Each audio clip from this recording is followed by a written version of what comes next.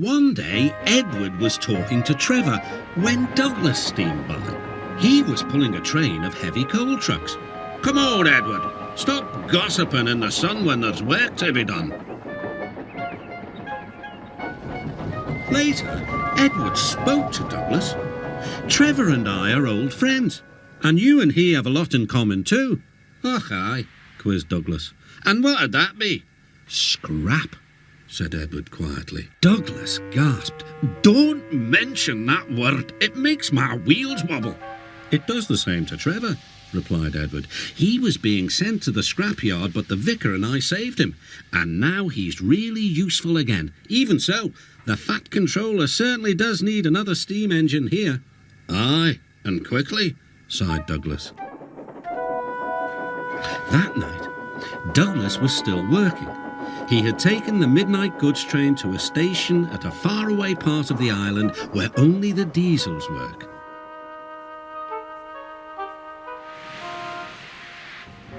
He was just shunting, ready for his return journey, when... "That sounds like a steam engine," he thought. The hiss came again. "Who's there?" asked Douglas. A whisper came. "Are you a Fat Controller's engine?" "I intruded it." "Thank goodness. I'm Oliver, and I'm with my brake van towed. We've run out of coal and have no more steam." "But what are you doing?" "Escaping." "From what?" "Scrap." Douglas shivered. Then he remembered Edward's story about saving Trevor. "I'll be glad to help you," he said. "It'll have to look as if you're ready for scrap, and I'm taking you away." The drivers and firemen agreed to help too. Everyone worked fast. "No time to turn around," panted Douglas. "I'll run tender first. Come on."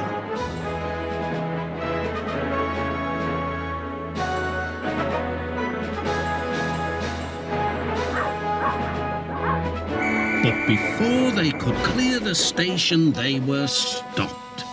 "Aha!" exclaimed the foreman. "A Great Western engine and a brake van too. You can't take these." "Ah, but they're all for us," said Douglas's driver. "See for yourself." The foreman looked all over Oliver. "Seems in order." "Right, away, guard."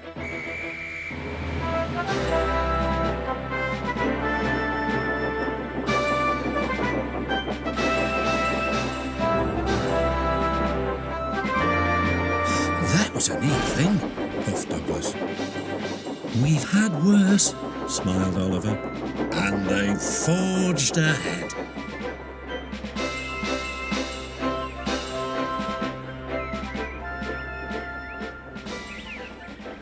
It was daylight when their journey ended. "We're home," cried Douglas. "Shh," said his driver. "There are the works. We'll find a place for Oliver." Oliver said goodbye and thank you, and Douglas puffed away. The next day, Douglas told the other engines all about Oliver. "The Fat Controller will have to know," said James. "Douglas should tell him at once," added Gordon. "Well, here he is," said a voice. "Now what's this all about?" "Beg pardon, sir, but we do need another engine." "Yes, sir," ventured Gordon. "A steam engine, sir." "I'm afraid that unless one is saved from scrap, there's little hope." "But, sir," burst out Douglas, "one has." "Yes, indeed, and thanks to you, Douglas, he is now at our works. Oliver is just what we need for Duck's branch line." Everyone cheered.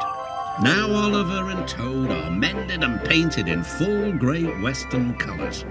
Duck and Oliver are happy on their branch line. The others laughed at first and called it the Little Western. Duck and Oliver were delighted, and so the Little Western it will always be.